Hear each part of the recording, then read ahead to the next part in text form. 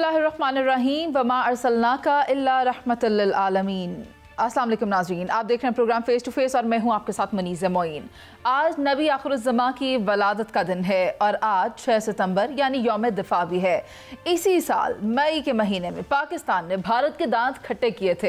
यौम विलादत और यौम दिफा की खुशी एक साथ है, मगर इस वक्त मुल्क में जारी बारिशें और सैलाब की वजह से मुश्किलात दिखाई दे रही हैं। खुशी और विलादत के मौके पर दुआ है कि अल्लाह हमारे मुल्क को हमेशा सलामत रखे। और ये भी याद रखिएगा कि there is no power on earth that can undo Pakistan.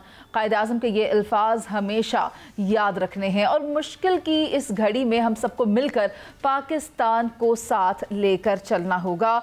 मैं आपको ये भी कहना चाहती हूँ कि गुज़िश्ता रोज़ जो हमने अदम बर्दाश्त का पहलू देखा, आप जानते हैं मैं क्या कहना चाहती हूँ। मेरी मुराद अलीमा खान साहिबा के ऊपर जो अटैक किया गया था उन दो खवातीन की जानिब से जिन्होंने अंडा मारा था, अदम बर्दाश्त का पहलू नज़र आता है।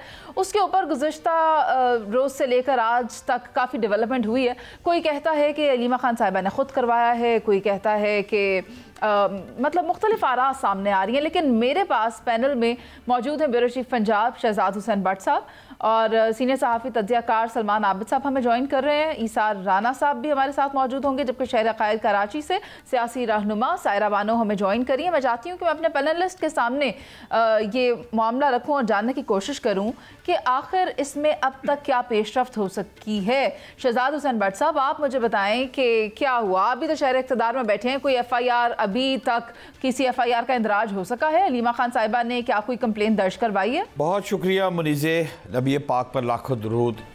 जश्न है आज और सबसे पहले तो दुरूद है और जो फिर आपका सवाल है। लेकिन आपके सवाल से पहले मैं 2-3 लाइनें ज़रूर करना चाहूँगा कि अलीमा खान पर अंडा पड़ा है, बाइसे शर्म है, बहुत ज़्यादती है और दुख और अफसोस है।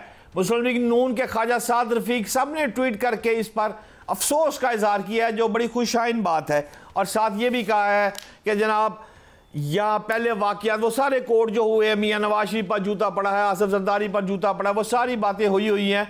लेकिन याद रखें, एहसन इकबाल को गोली लगेगी या इमरान खान को गोली लगेगी, ये दोनों गोलियाँ अच्छी चीज़ नहीं है। अंडा पड़ना, ख्वाजा आसिफ पर स्याही पड़ना, ये सारी बातें जो है एक ऐसे फितरे को ज़ेब दे रही हैं जो कि फैलाया जा रहा है। अब हसन अयूब कह रहा है, बहुत अच्छी बात है, उसकी राय है कि जी पार्टी को टेक ओवर करने जा रही थी। शहजाद भट्ट भी कोई ऐसी बात कर लेगा, लेकिन ये सारे मफरूजे हैं। सच ये है कि उसके चेहरे के ऊपर अंडा पड़ा है और दुख इस बात का भी है कि बुशरा बेगम काबिल एहतराम की बहन जो है मरियम रियाज भट्टू, मैंने उनसे भी रब्ता कायम करने की कोशिश की है और इब्राहिम से भी मैंने रब्ता, बेटे से रब्ता की कोशिश की है, लेकिन उन्होंने अवॉइड किया है। वो सिर्फ ट्विटर पे लिखना चाहते हैं और ट्विटर पे बयान देना चाहते हैं कि ये सब ड्रामा है और खुद को अंडा खुद पड़वाया गया है। लेकिन सवाल ये है, जो आपने बड़ी अहम बात की है, ये सारी मफरूज़ों पर मुझे आकर जो अफसोस अलीमा बाजी पर भी हो रहा है कि उसको चाहिए था कि ये सारी बातों को छोड़ती और एक एप्लीकेशन थाने में फॉरवर्ड करती, FIR करवाती, मुलजम को पाबंदे हिरासत कराती, तो पता चलता कि वो गंडापुरने भेजे थे, वो KPK में छुपे हुए हैं, पंजाब में छुपे हुए हैं, वो कहाँ छुपे हुए हैं। अगर इस पर खामोशी की गई है तो ये फिर मफरूज़े जो हैं, ये सारी बातें ये अलीमा खानम के अगेंस्ट जा रही है। काबिल एहतराम मुनीज़े। अच्छा शहजाद हुसैन भट्ट साहब, लेकिन ऐसा भी हो सकता है उन्होंने दरगुजर से काम लिया हो, उन्होंने कहा हो कि क्या मैं इसको जवाब दूं, ये तो एक मामला है जो माजी में भी होता आया है, तो उस चीज़ को देखते हुए शायद नज़रअंदाज किया हो। लेकिन हमें क्या पता इसके पीछे उनकी हिकमत क्या थी। ईसार राना साहब, आप मुझे बताएं कि एक जानिब शहजाद भट्ट साहब भी इशारा कर रहे हैं और वो कहते हैं कि कहा यह जा रहा है, मुख्तलिफ आरा सामने आ रही हैं कि बुशरा बीबी वाला मामला भी, उनकी बहन का स्टेटमेंट भी, और ये तमाम स्टेटमेंट से इस जानिब भी इशारा करें कि हो सकता है कि पार्टी टेक ओवर करने का खदशा लाहक हो, जो दूसरा धड़ा है उसको पाकिस्तान तहरीक इंसाफ के, इस वजह से उनकी जानिब से ये फेल करवाया गया हो। तो आपको क्या लगता है कि इस बात में सदाकत है? एक तो बात यह है कि जिसने भी अंडा मारा, देखें बड़ी बात है दिल जिगरे की कि इस महंगाई में कोई बंदा 30-40 रुपए का अंडा किसी को मार दे। या तो लोग इस टाइम तो अपना बुखार भी ना दें, जितनी गुर्बत और भूख फैल गई है। तो पता नहीं वो अंडा कहाँ से परचेज हुआ। दूसरी बात यह कि अलीमा खान को इस तरह के घटिया और छोटे हरबे इस्तेमाल करने की क्या जरूरत है?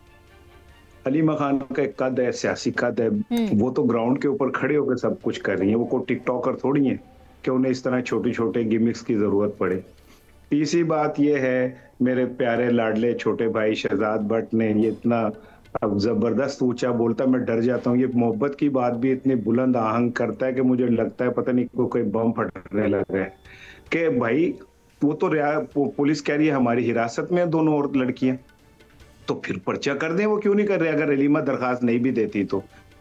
और दूसरी बात यह कि जो वीडियोज है जिसमें पुलिस खुद अपनी निगरानी में उन्हें भगा रही है, उनको रास्ता दे रही है, आगे वाली गाड़ियों को हटा रही है कि इन्हें भागने दो किसी तरह। तो खाली ये बात इस तरह नहीं है कि ये कोई आप बुशरा बीबी और इनके ऊपर डाल के बात खत्म कर दें। वो उन 2 पुलिस वालों को गिरफ्तार करना चाहिए जिन्होंने उनको भगाया, और फिर पुलिस के तरफ से वजाहत आई कि ये तो आल पाकिस्तान क्लर्क्स एसोसिएशन की कोई मेंबर थी। तो क्या वो क्लर्क जो थी वो 1.5 करोड़ की गाड़ी में बैठ के आना था उन्होंने, फॉर्च्यूनर में?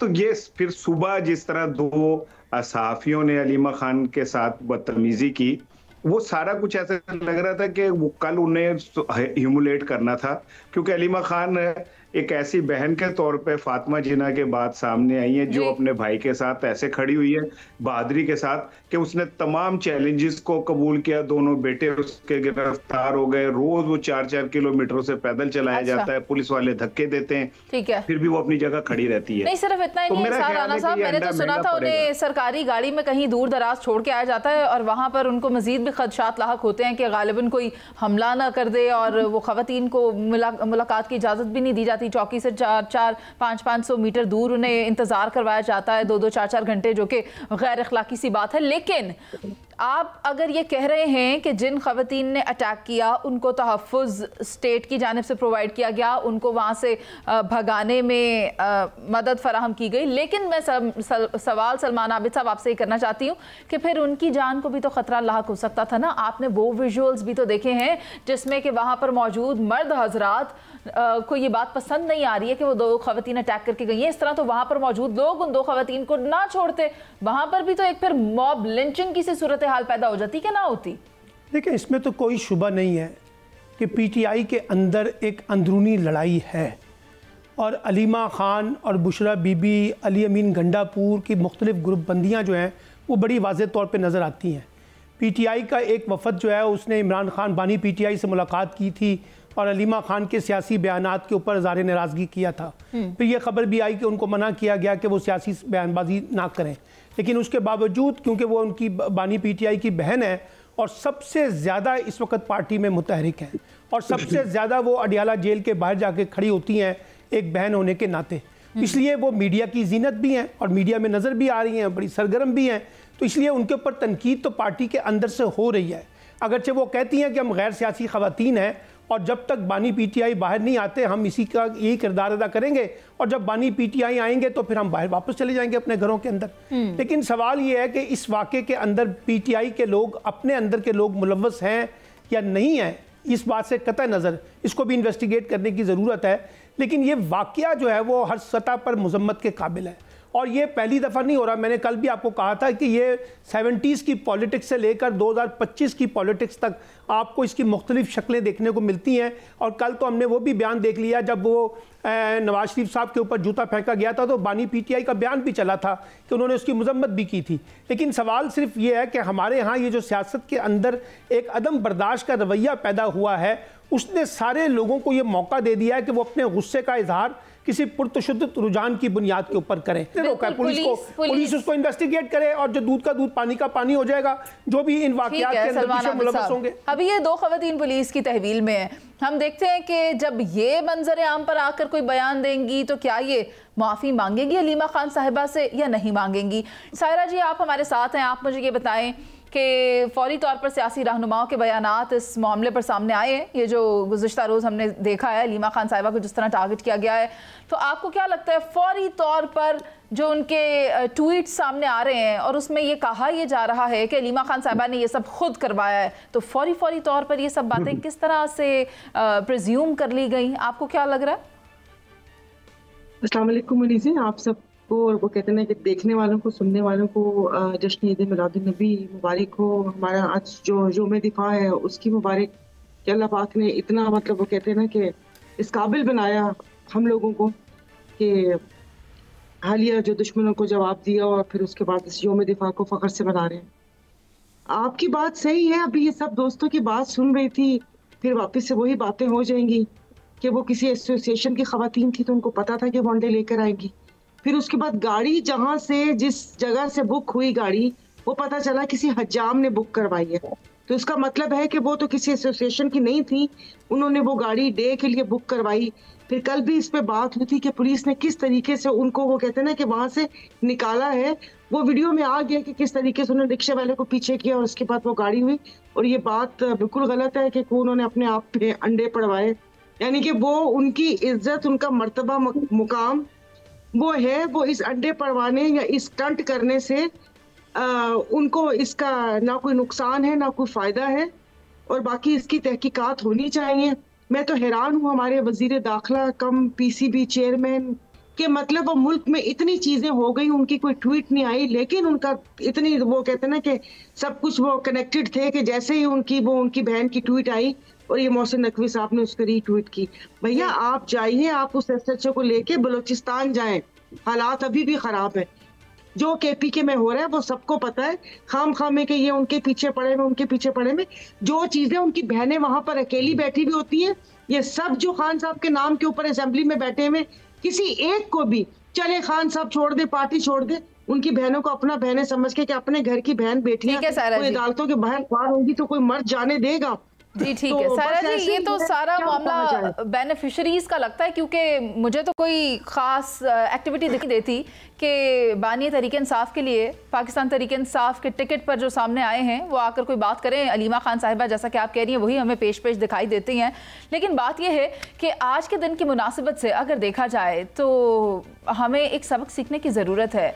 हमारे प्यारे नबी की ज़िंदगी से हमें बहुत से मामलात पर रहनुमाई हासिल करनी चाहिए। सबसे पहले अफ़्वो दरगुज़र, मुआफ़ करने का एलिमेंट, उसके अलावा आप देखिए रहम दिली, फिर वो सदाकत हो, कफ़ायत हो, हर तरह से हमें उनकी ज़िंदगी से सीखने की ज़रूरत है और उसे अपनी ज़िंदगी में शामिल करने की ज़रूरत है। क्योंकि आज के माशरे में जो हम तबाहियाँ देख रहे हैं, जो अदम बर्दाश्त देख रहे हैं, यहीं से हम सबक सीखेंगे और अपने अगर कोड ऑफ कंडक्ट को बेहतर करेंगे तो डेफिनेटली अपनी भी ज़िंदगियाँ संवारेंगे और अपने मुल्क का मुस्तकबिल भी। अभी एक ब्रेक पर चलते हैं, जिसके बाद वापस आएंगे और बात करेंगे पाकिस्तान में सैलाबी सूरत हाल के हवाले से, तो आप हमारे साथ रहिएगा।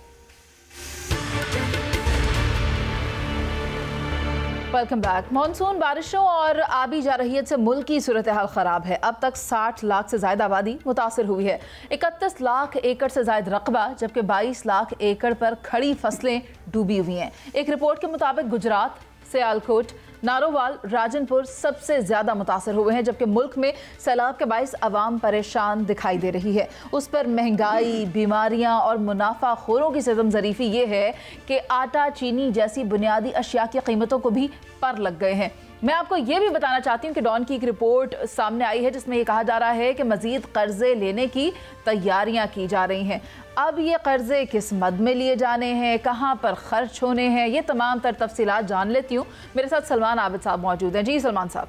देखिए, जैसे अभी आपने बताया कि कुछ 60 लाख के करीब अफराद हैं जो हालिया सैलाब और बारिशों से मुतासर हुए हैं, और इनमें से 30 लाख तादाद जो है वो पंजाब के अपने इलाकों की है। तो यानी एक बहुत बड़ी तबाही है जो पाकिस्तान में हालिया सैलाबों और बारिशों से मची है। अब सवाल ये है कि इससे जो कौमी मईशत है उसके ऊपर तो मज़ीद मसाइल पैदा होंगे और उस पर मज़ीद बोझ पड़ेगा। और जैसे भी आपने ख़ुद बताया कि जनाब ये जो अशिया की कीमतों में जो इजाफ़ा हो रहा है, आटे की कीमतों में और फिर चीनी की कीमतों में, घी की कीमतों में, दीगर अशिया की कीमतों में, ये जो महंगाई का एक नया रेला और एक नया तूफ़ान आएगा, उससे भी ये लोग मुतासिर होंगे। ना सिर्फ सैलाब वाले बल्कि बाकी लोग भी इससे मुतासिर होंगे। तो अब इस सारे का अजाला करने के लिए जो आज डॉन की रिपोर्ट है जिसमें कहा गया है कि पाकिस्तान 4800 अरब डॉलर जो है वो गैर मुल्की ममालिक से जो है मज़ीद इमदाद लेगा इस सैलाब की तबाहकारियों से निमटने के लिए। अब सवाल ये है कि पहले भी मैंने जैसे पहले कहा था कि 2022 के सैलाब में भी हमने ये तमाम तर इक़दाम किए थे, लेकिन ख़ुद वज़ीर ख़जाना ने इतराफ़ किया कि हम वो इक़दाम नहीं कर सके थे जो हमें 2022 के अंदर करने चाहिए थे। तो अब भी जो चैलेंज है पाकिस्तान के लिए, मुमकिन है बाहर से इमदाद आ जाए, मुमकिन है बाहर से पैसा आ जाए, लोग आपकी मदद कर दें, लोग आपके लिए आगे बढ़ चढ़ कर हिस्सा लें, लेकिन पाकिस्तान को माहौलियाती आलूदगी के हवाले से, सैलाब से निमटने के हवाले से, बारिशों से निमटने के हवाले से, जो इंफ्रास्ट्रक्चर की तैयारी के हवाले से जो काम करने हैं उसको फर्स्ट प्रायोरिटी के तौर पर डील किया जाए। इसमें कोई कोताही नहीं होनी चाहिए। ये जो हमारी रिएक्शनरी पॉलिसी है ना, ये नहीं होनी चाहिए कि जब सैलाब आ जाए तो हम बड़े परेशान हो जाते हैं और जब सैलाब नीचे उतर जाता है तो उसके बाद फिर हम दोबारा अपनी शाह खर्चियों में उसमें मसरूफ हो जाते हैं या दीगर कामों में पड़ जाते हैं। तो हमें अपनी तरजीहात जो है वो बदलनी है। बयानात तो हम आज भी बड़े तुंदो तेज किस्म के सुन रहे हैं कि छोटे डैम पहले बनाएंगे, बड़े डैम्स की जानिब बाद में जाएंगे, लेकिन पहले ये सूरत हाल कंट्रोल में होगी तो हम कोई कंस्ट्रक्शन का काम कर सकेंगे ना। या ये बयानात सिर्फ इस सैलाब की तरह ही आए और इस सैलाब की तरह ही बहकर एक समंदर में चले जाएंगे। लेकिन अब कुछ भी कहना कबल अज़ वक्त है। मैं चाहती हूँ कि इसार राना साहब, आप मुझे ये बताएं कि सैलाब आया और अपने साथ कई ज़्यादा तबाहियाँ लेकर आया। अभी आप भी देख रहे हैं कि अशिया खुर्नोश की कीमतों में इजाफा हो रहा है। आप देखें, फल हों, सब्जियां हों, आटा, दाल, घी, शक्कर, व्हाट्सोएवर, हर चीज़ की कीमत को पर लग गए हैं। मुझे ये बताएं कि ये कंट्रोल किस तरह होगा? कौन पूछेगा ऐवान में बैठे हुए, इक़्तिदार में बैठे हुए और ये मसनद पर बराजमान लोगों से कि इन कीमतों को किस तरह कंट्रोल करना है? तो उनसे कौन पूछेगा? और फिर लतीफ़ा यह है कि शादरा में जो घर अभी पानी में डूबे हुए, उन्हें परसों वो आ गए हैं प्रॉपर्टी टैक्स के नोटिसेस। अंदाजा करें आप, वो अंधे हैं प्रॉपर्टी टैक्स वाले, जो ऊपर बैठे हुए लोग हैं, वो कहीं यरूशलेम में बैठे हुए हैं, कहीं दिल्ली में बैठे हैं, कि उन्हें ये पता है कि शादरा के अंदर सैलाब है, घर डूब रहे हैं, और उन्हें प्रॉपर्टी टैक्स भेज दिया। 3-3 मरले के घर वालों को 8-8, 10-10 हज़ार रुपए के टैक्स। ऊपर जो लोग बैठे हैं, आपको ये क्यों नहीं समझ आ रही कि उनका हमसे बराह रास्त कोई ताल्लुक नहीं है। वो एक एलीट क्लास है, उनका काम है कि हमारे ये जो लाशें बहती हुई हमारे बच्चों के सर पे हाथ रख के वीडियो बनवा लें, हमसे अमरूद खरीद लें, उसकी एक वीडियो बनवा लें, और किसी से कहें बोटी है, बिरयानी में बोटी थी, जो हमारी औकात है। हमें बताएं कि तुम्हारी औकात ये कि तुम एक बोटी पे खुश होते हो, बोटी थी, बिरयानी खाई है तुमने, हमारी इतनी औकात है।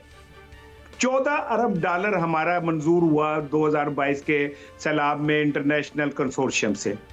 हम आज तक 11 अरब डॉलर की फिजिबिलिटी नहीं दे सके उन लोगों को जो हमें मिल सकते थे, इसलिए कि हम, गुलाम अब्बास का एक नावल था, वो अफसाना था, उसमें उनके घर कोई मर जाता गरीब के घर, तो उनके घर मोहल्ले से खाना वाना आता है, तो उनकी बेटी कहती है पेट भर के खाना खा के कि अब हमारे घर में कौन मरेगा जो हमारे घर में खाना आएगा और हम पेट भर के खाएंगे। ये वो लोग हैं ऊपर बैठे हुए जो हमारे मरने का इंतजार करते हैं ताकि पेट भर के खाएं। ये पैसे इनके प्यारों के पेट में चले जाने। हम लोग क्या है, हमारी औकात क्या है? ये आटे के बेनिफिशियरी कौन है? चीनी के बेनिफिशियरी कौन है? मुझे बताएं। मेरे हैं कारखाने, मुनज़्ज़ा के कारखाने, सलमान आबिद के कारखाने, ये व्हाट्सएप के कारखाने, जो कारखाने जिनके वो ऊपर बैठे हुए, वो ही मसीहाई का दावा करते हैं, वो ही हमारे जो जख्मों के ऊपर नमक छिड़कते हैं। मैं सिर्फ इतना कहना चाहती हूँ कि मैं अगर आवाम की बात करूँ ना, तो वो आटा जो वो माजी में या एक महीना पहले तक सिर्फ 1200 या 1300 रुपए का ले रहे थे, आज वही आटा वो 2400 रुपए किलो 20 किलो के हिसाब से ले रहे हैं। 2400 का 20 किलो का थैला, और 20 किलो का थैला भी अभी मार्केट में मिल नहीं रहा, आपको 15 किलो का मिल रहा है। तो ये देखिए आप सूरत हाल जा किस तरफ रही है। इसके ऊपर अगर आप मुनाफे की बात करें, सर लेट मी कंप्लीट, इसके ऊपर अगर आप मुनाफे की बात करें तो 2 अरब रुपया एक दिन का बन रहा है, जबकि 60 अरब एक महीने का ये मुनाफाखोरों की जेब में जा रहा है। और ये वो पैसा है जो गरीब के बच्चे के पेट में जाना है, वो गरीब का बच्चा जो आज बेसरो सामानी की हालत में सैलाब की वजह से सड़क पर खुले आसमान में सो रहा है। शहजाद हुसैन भट्ट साहब, कई सारे निकात इसार राना साहब ने उठाए हैं, आप बताएंगे या आप उसके ऊपर रोशनी डालना चाहेंगे कि किससे पूछा जाएगा? इंतहाई काबिल एहतराम मुनीज़ मोइन साहबा, एक आफत आई है पाकिस्तान, भारत पूरी में सैलाब आया है, पूरी दुनिया में सैलाब आते हैं, मगर यहाँ पर पाकिस्तान में जो हंगामी सूरत हाल है, फ़ौज, रेस्क्यू इदारे, ज़िला इंतज़ामिया, NDMA, रेस्क्यू रिलीफ ऑपरेशन, सारे बंदे मिलके करते नजर आ रहे हैं, मुझे तो नजर आ रहे हैं। दूसरी जानब सियासी जमातें जो हैं, तंजीमें हैं, वो कैंप लगा रही हैं, इमदाद तकसीम कर रही हैं। यही तो वो वक्त होता है जब सियासी इख्तलाफात से बालातर होकर तमाम अफराद को अवाम की मदद के लिए बाहर आना चाहिए। मगर बाज़ औक़ात हुकूमतें और जमातें सियासी पॉइंट स्कोरिंग के लिए इकट्ठी हो जाती हैं, उससे उन्हें कोई फ़ायदा होता है। यहाँ तक मैं आपकी बात मानने को तैयार हूँ, लेकिन जब भी मुल्क में डैम, कैनाल या इस किस्म के मंसूबे बनते हैं तो सूबाई इख्तलाफात खुलकर सामने आ जाते हैं। मैं ना मानूं की रट, मुफादात ये सियासी लोग ही हैं जो मिल बैठ कर नहीं फैसला कर रहे, जिसकी वजह से इख्तलाफात हो रहे हैं। अभी बात की है काबिल एहतराम इसार राना भाई ने कि वो प्रॉपर्टी टैक्स वाली बात की है, ठीक फरमा रहे हैं, बहुत बड़ी खबर दी इन्होंने। प्रॉपर्टी टैक्स वाले किश्तियों पर बैठकर शादरा गए हैं और उस जगह पानी ही पानी है, किश्तियों पर जा रहे हैं, प्रॉपर्टी टैक्स बांट रहे हैं, वो इलाके में वो गए होंगे, इनकी खबर गलत नहीं हो सकती, सीनियर आदमी है। मैं सायरा बानो साहिबा के पास चली जाती हूँ क्योंकि उनकी आवाज भी शामिल करना बहुत जरूरी है। सायरा जी क्या सोच रही हैं आप, कुछ कहना चाहती हैं? क्या सोच रही हूँ, जिस वक्त आपने थोड़ा सा इस सेगमेंट के बारे में बताया तो मैं सोच रही थी कि आज हम वो कहते हैं ना कि जश्न ईद मिलादुन नबी जोशो खरोश से मना रहे हैं। और फिर उसके बाद आपने बड़ी खूबसूरत बात कही थी जब वो सेगमेंट खत्म हुआ था कि वो तमाम जो वो कहते हैं ना कि सीरतुन नबी हैं, वो हमें अपनी जिंदगियों में शामिल करने की जरूरत है कि जो जो हमारे हुजूर सल्लल्लाहु अलैहि वसल्लम नबी और आखिर ज़मान की जो उसकी रविश पे चलने की जरूरत है। तो यहाँ पर अल्लाह माफ कर दे कि कुरान पाक में जखीरा अंदोजों के लिए वईद कितनी मुकामात पर आई है, कितनी आयतों में आई है। जखीरा अंदोज हमारे यहाँ मुनाफा खोर, सूद खोर, क्या क्या मैं आपको बोलूं कि यहाँ पर वो कहते हैं ना कि यहाँ पर अगर पता चले कि कल हम सब मर जाएंगे, आज ये कफन महंगा कर देंगे, आज ये कफन महंगा कर देंगे। ये कौन है? ये माफिया क्यों हमारी जड़ों में बैठ गया है? जैसे कि इसार राना साहब ने बोला, किसकी बात करें? शुगर मिल माफिया की, वो भले नून की हुकूमत हो, पीपल्स पार्टी की हुकूमत हो, पीटीआई की हुकूमत हो, तमाम माफिया अगली दो लाइनों में बैठे हुए होते हैं। गंदम मिल की, इन सबकी मतलब शुगर मिले, वो किसने है? वो किसी साजे माजे की है शुगर मिल।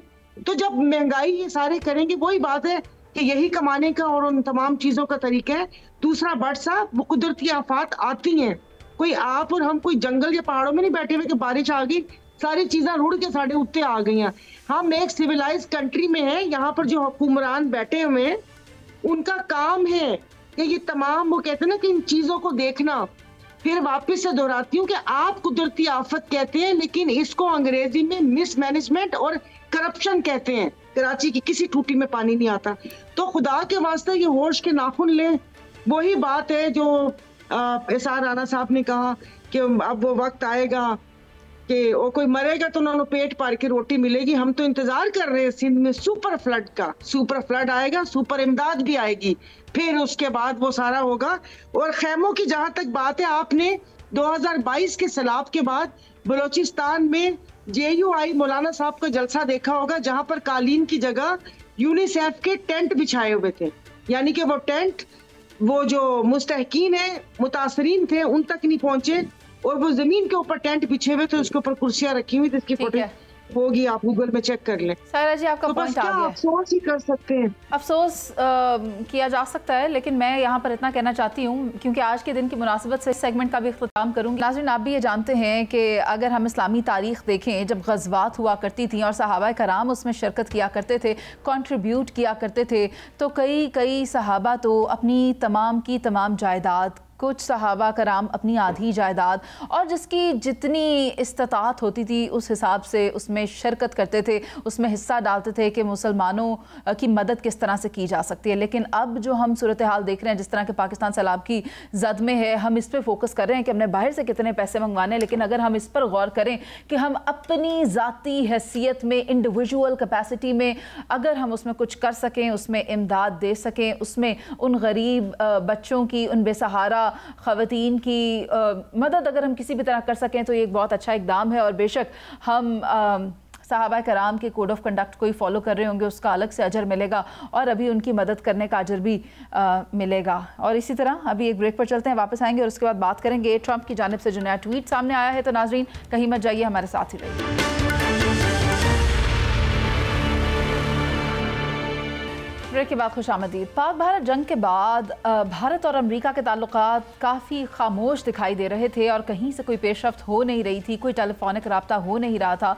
यहाँ तक कि नरेंद्र मोदी जब चीन गए तो उस वक्त अमेरिकी सदर ने अपना दौरा भारत भी मुलतवी किया और उसके बाद अब जो ताज़ा ट्वीट अमेरिकी सदर की जानिब से सामने आया है उससे कई सवालात जन्म ले रहे हैं। मैं चाहती हूँ कि सलमान आबिद साहब आप ज़रा ये बताएं कि क्या वाकई एक बार फिर से अमेरिका और भारत के दरमियान दोस्ती हो सकती है? देखें, एक तो जो अमेरिकी सदर ट्रंप हैं वो बहुत से बड़े रहनुमाओं की तरह यू टर्न लेने के मास्टर हैं और ये जो भी शंघाई कॉन्फ्रेंस हुई है उसमें जो अभी कल डोनाल्ड ट्रंप का ट्वीट आया था उसमें बाकायदा एक तंजिया जुमला कहा गया था चीन के हवाले से, रूस के हवाले से और दीगर मुल्क के हवाले से। और आज जिस तरह से बाकायदा ट्रंप ने भारत के साथ और नरेंद्र मोदी के साथ इज़हार यकजहती किया है, उसे अपना दोस्त कहा है और कहा है कि फ़िक्र ना करें, हम और आप इकट्ठे मिलकर रहेंगे और एक दूसरे के साथ मिलकर चलेंगे, तो ये यकीनी तौर पर एक बहुत बड़ी डेवलपमेंट है जो पिछले दिनों में हमें अमेरिका और भारत के दरमियान या नरेंद्र मोदी के दरमियान एक तलखी नज़र आ रही थी और ट्रंप के बयानात से भारत की सफारतकारी के तौर पर बहुत से सवालात उठ रहे थे आज। और इसीलिए नरेंद्र मोदी ने भी जवाबन जो है डोनाल्ड ट्रंप का शुक्रिया अदा किया और कहा है कि मैं आपके पैगाम की कदर करता हूं और हम इंशाल्लाह मिलकर चलेंगे। इसीलिए बार बार ये कहा जाता है कि जब अमेरिका जैसी सुपर ताकत किसी मुल्क के साथ दोस्ती और यकजहती का इजहार करती है तो हमें भी बतौर पाकिस्तानी ज़रा थोड़ा सा कॉन्शियस होना चाहिए जज्बाती होने की बजाय, क्योंकि देखिए इकनॉमिक लड़ाई के अंदर जो इकनॉमिक इंटरेस्ट हैं वो बहुत मैटर करते हैं। और आपने देखा कि चाइना ने भी भारत के साथ ट्रेड करने की बात की है, अगरचे वो पाकिस्तान के साथ है, पाकिस्तान के साथ खड़ा है, लेकिन इकनॉमिक ट्रेड के अंदर तो वो भारत के साथ भी जाने के लिए तैयार है। तो मैं ये समझता हूँ कि पाकिस्तान के लिए भी थोड़ा सा एक कॉशन है कि हमें अपने जो रीजनल जो कॉपरेशंस हैं और रीजनल जो कनेक्टिविटीज़ हैं इनको दोबारा से, जिसे कहते हैं ना, ज़ोरदार तरीके से, यानी अब आप रशिया की बात कर रहे हैं, आप चाइना की बात कर रहे हैं, तो अब आप जब पाकिस्तान स्ट्रेटेजिक रिलेशनशिप बिल्ड कर रहा है तो उसका इजहार जो है वो अमेरिका के साथ भी, अमेरिका की तरफ से भी आएगा, भारत की तरफ से भी आएगा।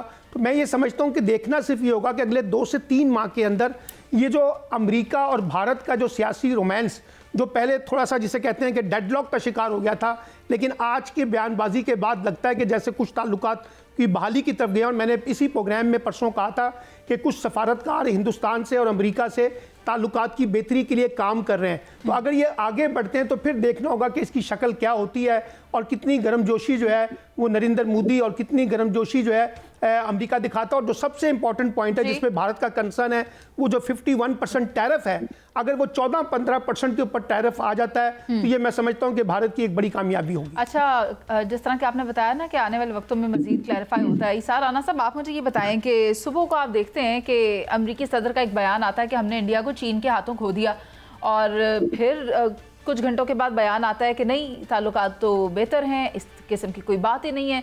तो भारत के अपने ही अंदर से अवाम ये कह रहे हैं कि जो अमेरिकी सदर हैं वो मोदी का ही एक और किस्म का वर्जन है। तो आप ये बदलते हुए स्टेटमेंट से क्या अखज़ कर सकते हैं?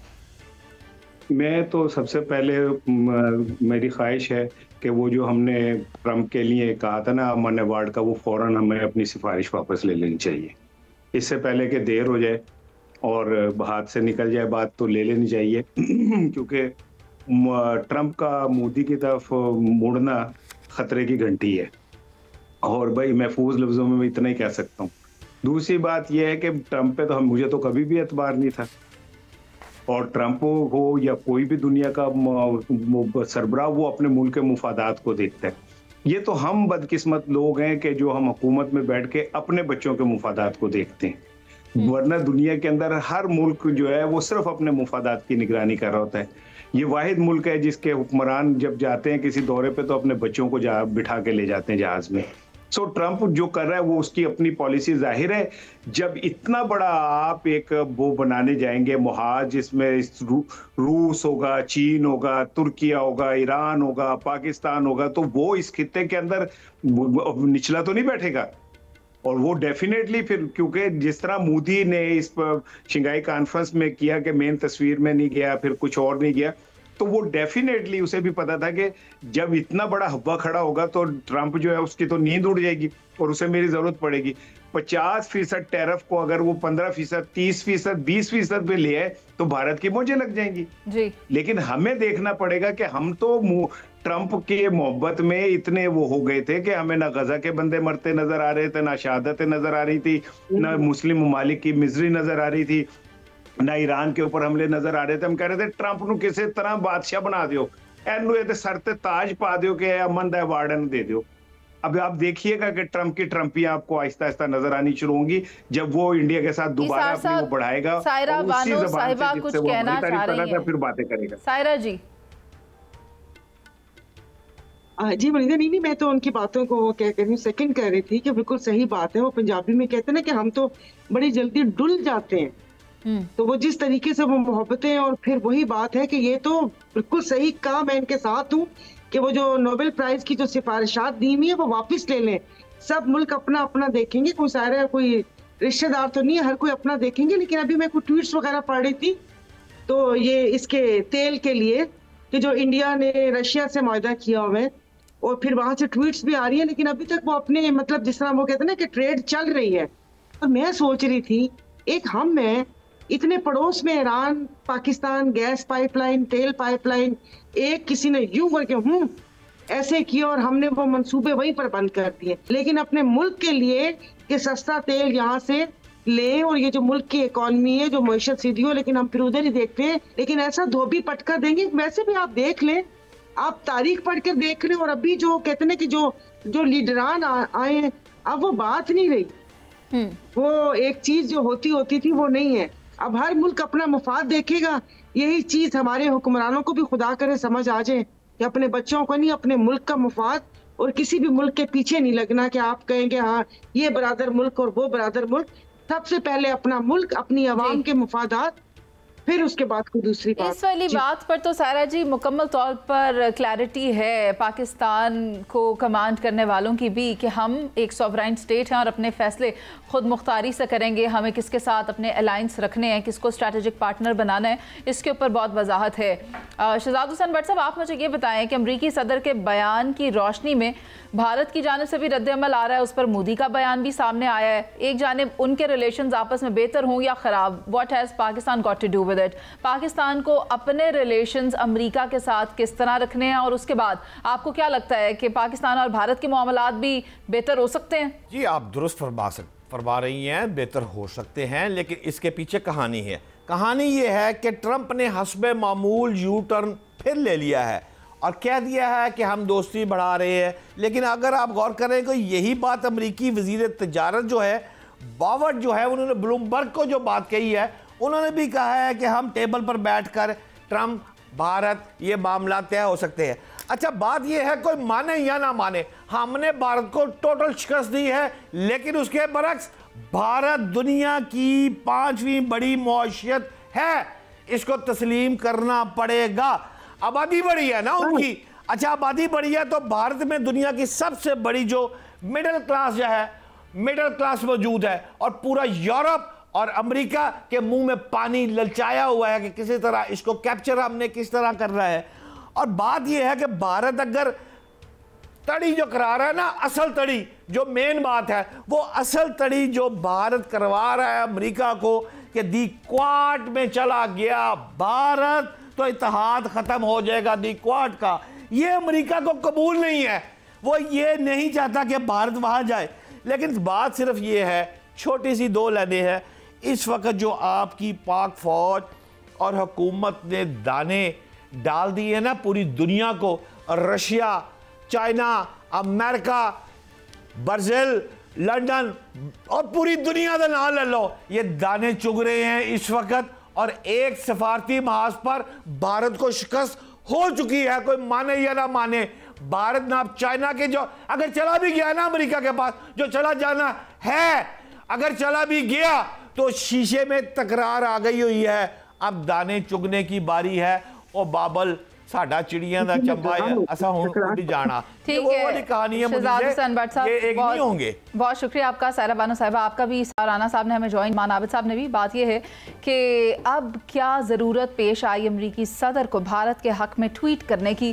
गालिबन इससे पहले आपने भी सुना था कि अमरीका कंसिडर कर रहा है कि भारत भी उसको नॉमिनेट करे नोबेल प्राइज़ के लिए। हो सकता है कि इसकी कड़ियाँ कुछ यहाँ जाकर मिलती हों, लेकिन इस हवाले से कुछ भी कहना क़बल अज़ वक्त होगा, क्योंकि अमरीकी सदर की जानिब से वक्तन फ़वक्तन इस किस्म के ट्वीट्स किए जाते हैं, हम देखते भी हैं। और अब देखते हैं आने वाले वक्त में और कोई नया ट्वीट सामने तो नहीं आ जाता। फिल वक्त के लिए मैं आपसे इजाज़त चाहूँगी, प्रोग्राम का वक्त ख़त्म हो गया है। अल्लाह ने के बाद।